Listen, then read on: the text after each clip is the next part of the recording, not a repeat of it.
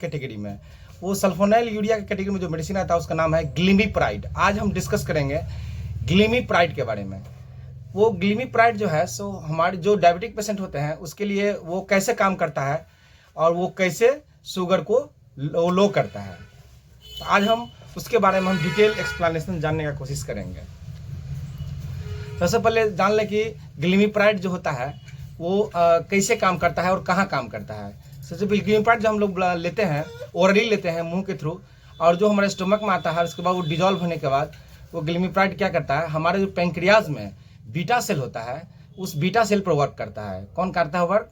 हमारा जो ग्लिमिप्राइड है वो बीटा सेल पर वर्क करके और वो इंसुलिन को रिलीज कराता है और ब्लड में प्रचुर मात्रा में इंसुलिन अवेलेबल हो जाता है, जिसके कारण ग्लूकोज का एंट्री होता है हमारे कोशिका के अंदर में, जिसको हम सेल भी बोलते हैं। ठीक है, तो अब हम बात करें कि हम जो ग्लिमिप्राइड लेते हैं उसका कुछ क्या कैसे कैसे हमारे ब्लड में जो है सो इफेक्ट होता है। तो सबसे पहले जान लें कि जब हम लेते हैं कोई भी मेडिसिन को तो उसका क्या होता है, प्रोटीन बाइंडिंग का परसेंटेज होता है। क्योंकि वैसे तो हमारा जो मेडिसिन होता है वो डायरेक्ट हमारे ब्लड में सर्कुलेट होगा नहीं, तो उसके लिए क्या होगा, जो हमारा जो मेडिसिन होता है, जो कंपोजिशन हम जैसे लिए हैं, जो ग्लिमिप्राइड लिए हैं, वो ग्लिमिप्राइड क्या करेगा, प्रोटीन में बाइंड करेगा। प्रोटीन जो होता है हमारे ब्लड में प्रोटीन होता है, एल्बुमिन प्रोटीन होता है, उसमें क्या करता है, बाइंड करता है और वो हमारे पूरे ब्लड में सर्कुलेट होता है, पूरे बॉडी में सर्कुलेट होता है। तो उसका जो परसेंटेज होता है 99.5% होता है उसका परसेंटेज प्रोटीन बाइंडिंग का, यानी कि लगभग अप्रॉक्सीमेटली 100% होता है।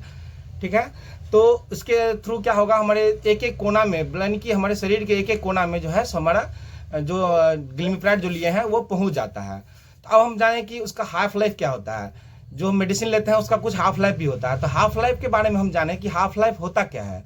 हाफ लाइफ होता है जो मेडिसिन हम लिए हैं उसका वो हाफ टाइम जो उसका डिग्रेड हो जाता है जो मेडिसिन का, और उसको एक्सक्रीट होने के लिए जो अवेलेबल होता है उसको हम हाफ लाइफ बोलते हैं। इस मेडिसिन का जो हम ग्लिमिप्राइड जो है उसका हाफ लाइफ 5 से 8 घंटा होता है हमारे ब्लड में।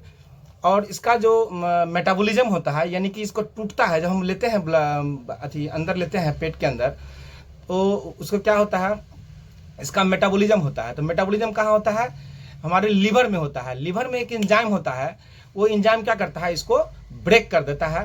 तो उस एंजाइम का नाम है CYP2C9। ठीक है, ये एंजाइम होता है, ये क्या करता है, इसको ब्रेक करके और इसको मेटाबोलाइज करके और इसको फीसेस और यूरिन के थ्रू एक्सक्रीट कर देता है बाहर। इसका जो एक्सक्रीशन रेट होता है फीसेस के थ्रू वो होता है 60%, अप्रॉक्सीमेटली 60%, और जो हमारे फीसेस के थ्रू होता है वो 40% होता है, यूरिन के थ्रू 40% होता है।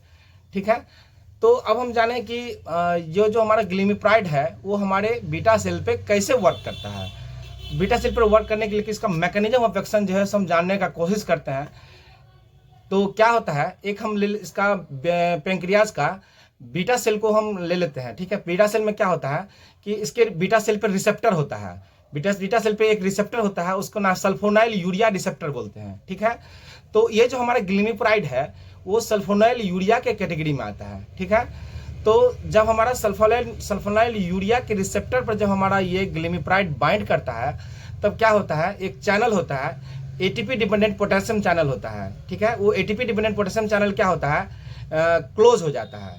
जब वो सल्फोनाइल यूरिया बाइंड किया तो क्या होगा, एटीपी डिपेंडेंट पोटेशियम चैनल क्या होगा, क्लोज हो जाएगा। उसके कारण क्या होता है, उससे जो बीटा सेल का मेम्ब्रेन है उस पर क्या होगा, डिपोलराइजेशन हो जाएगा, यानी कि पॉजिटिव चार्ज जो है उसके मेम्ब्रेन के अंदर में पॉजिटिव चार्ज क्या होगा, कम हो जाएगा। उसके कारण क्या होता है कि हमारा एक चैनल होता है कैल्शियम चैनल, उसी मेम्ब्रेन पे एक कैल्शियम चैनल होता है, वो कैल्शियम चैनल क्या होगा, ओपन हो जाएगा। ठीक है, उस कैल्शियम चैनल का ओपन होने के कारण क्या होगा, कैल्शियम का एंट्री, ज़्यादा से ज़्यादा कैल्शियम का एंट्री हमारे बीटा सेल के अंदर में होने लगता है। ठीक है, तो उस जो कैल्शियम चैनल का जो कैल्शियम का जो इन्फ्लक्स हुआ, उस कैल्शियम का इन्फ्लक्स होने के कारण क्या होता है, उस बीटा सेल जो है सो हमारा इंसुलिन को मेम्ब्रेन के थ्रू बाहर जो है सो एक्सक्रीट रिलीज करने लगता है। ठीक है, और वो इंसुलिन बाहर निकलने लगता है।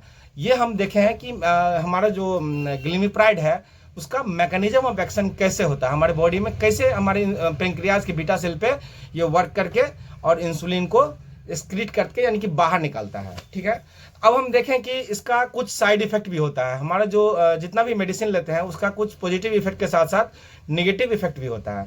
इसका नेगेटिव इफेक्ट यानी कि साइड इफेक्ट पर जाने कि यदि हम इसको थायराइड के जो पेशेंट्स हैं, थायराइड का मेडिकेशन कोई ले रहा है, ठीक है, तो थायराइड के मेडिसिन के साथ साथ उसको प्रिकॉशन देना होता है, पेशेंट को देखना होता है, ऑब्जर्व करना होता है।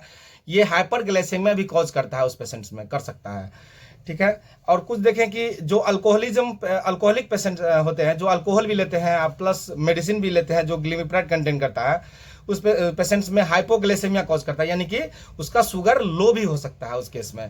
तो जो पेशेंट्स जो डायबिटिक पेशेंट हैं उसको अल्कोहल नहीं के बराबर लेना चाहिए, और यदि लेते भी हैं तो उसको कम क्वांटिटी में लेना है, नहीं तो वो शुगर को लो करके पेशेंट्स को कोमा में भेज सकता है, ठीक है। तो और होता है इसका कुछ साइड इफेक्ट होता है, जिसमें इसका जो कुछ इफेक्ट होता है जो कि हम उस केस में नहीं लेना चाहिए। जैसे कि हम ब्रेस्ट फीडिंग के मदर जो ब्रेस्ट फीडिंग कराती है अपने बच्चे को, उस केस में भी इसको अवॉइड किया जाता है कि ग्लिमिप्राइड नहीं दें, क्योंकि ग्लिमिप्राइड जो है एक्सक्रीट होता है हमारा मिल्क के थ्रू भी बेबी में जा सकता है, ठीक है। तो आज हम जो है सो ग्लिमिप्राइड जो है से एक अदर कैटेगरी है। एक था मेटफॉर्मिन, जो हम पहले वाले वीडियो में हम डिस्कस किए थे मेटफॉर्मिन के बारे में। आज के वीडियो में हम डिस्कस किए हैं ग्लिमिप्राइड के बारे में, जो कि एक सेकेंड लाइन ऑफ ट्रीटमेंट भी बोला जाता है इसको। फर्स्ट लाइन होता है हमारा मेटफॉर्मिन और दूसरा सेकेंड लाइन होता है हमारा ग्लिमिप्राइड, ठीक है।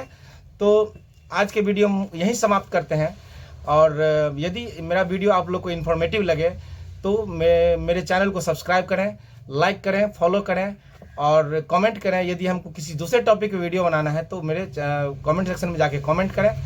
धन्यवाद।